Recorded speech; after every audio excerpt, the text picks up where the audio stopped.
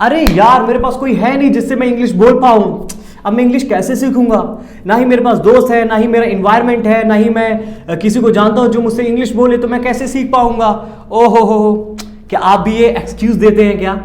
Well, दे सकते हैं क्योंकि आपका डिसीजन है, लेकिन इससे कोई इंग्लिश नहीं सीखता है। ट्रूथफुली स्पीकिंग, आज के इस वीडियो में मैं आपको सॉल्यूशन बताऊंगा जिस वजह से आप ये एक्सक्यूज देना बिल्कुल छोड़ देंगे।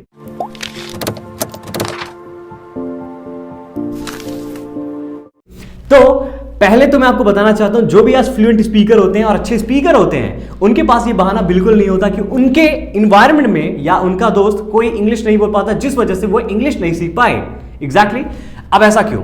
देखिए, हमारी जो नेटिव लैंग्वेज है वो हिंदी है, एंड फॉर श्योर कि इंग्लिश बोलने वाले की संख्या कम होगी। इसका मतलब ये नहीं कि हम इंग्लिश नहीं सीख सकते हैं, क्योंकि इंग्लिश सीखने के लिए आपको अपने माइंड पर काम करना होगा, ना ही लोगों में और ना ही कहीं से दोस्त ढूंढ के लाने होंगे इंग्लिश सीखने के लिए।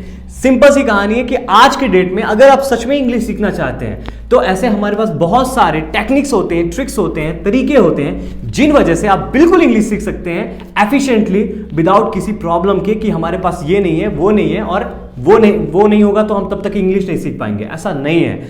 वेल, मैं इस वीडियो में आपको 3 टेक्निक्स देता हूं जिन वजह से आप बिना किसी के सपोर्ट के आप इंग्लिश सीख सकते हैं।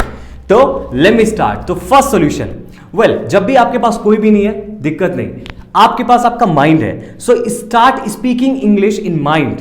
अब ऐसा क्यों? For example, if you are speaking in your native language, so translate into English. आप जब ट्रांसलेट करेंगे तो अगर गलत होता है तो कहीं ना कहीं हमको फील होता है it's not the right appropriate structure, then you can go to the Google and recommend and get the answer.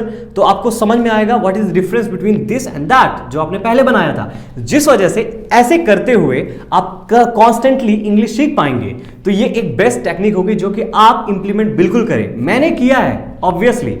Second technique, because this word is of digitalization. तो डिजिटलाइजेशन का मतलब digital apps. Well, apps is only the main source which I have used up to the most. App के कारण मैं आज सच में बहुत अच्छी इंग्लिश बोल पाता हूं, क्योंकि I have just encountered those persons who are good, who are lovely people, and who have taught me all about English grammars, English things. अब ऐसा क्यों?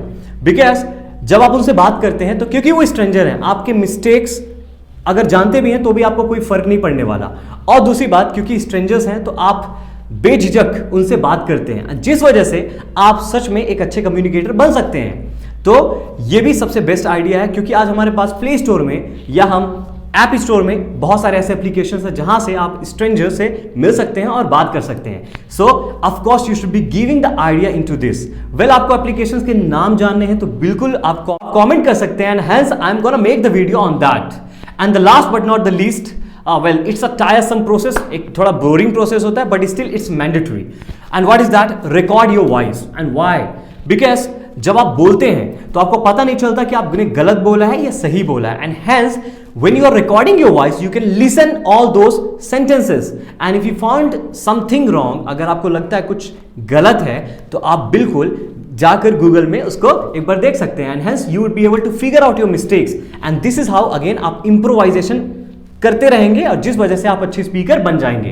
तो ये कुछ टेक्निक्स है जो मैं आपको बता रहा हूं। अगर आप ये तीनों चीजें नहीं करते हैं तो माय फ्रेंड्स, इनके अलावा कोई और सॉल्यूशन नहीं होता, क्योंकि यही स्टेप्स हैं जिनकी वजह से सभी ने इंग्लिश सीखा है। और हाँ, बुक पढ़ना बिल्कुल मत छोड़ना, क्योंकि बुक से आपको सेंटेंस फॉर्मेशन करने की नॉलेज आती है, आप अच्छे ग्रामर यूज करते हैं, वोकैब्स यूज कर सकते हैं, और क्योंकि ये एक सबकॉन्शियस मेथड है, यानी आप जब पढ़ते रहेंगे तो ऑटोमेटिकली आपके माइंड में ये सब चीजें चलती रहेंगी, जिन वजह से आप अच्छे स्पीकर बन जाते हैं। सो आई बिलीव कि ये सभी प्रोसेस है जो आप बिल्कुल इसमें थॉट दें और इनको एग्जीक्यूट करें, जिस वजह से आप सच में यानी कुछ महीनों में आप रिजल्ट देख सकते हैं। एंड हाँ, like process is boring, I know that, but outcome is always fascinating. So always wish for the outcome and keep believing in yourself, और लगे रहें प्रोसेस में, क्योंकि प्रोसेस जैसा भी है, अगर आउटकम अच्छा है तो आपका अच्छा रिजल्ट आएगा।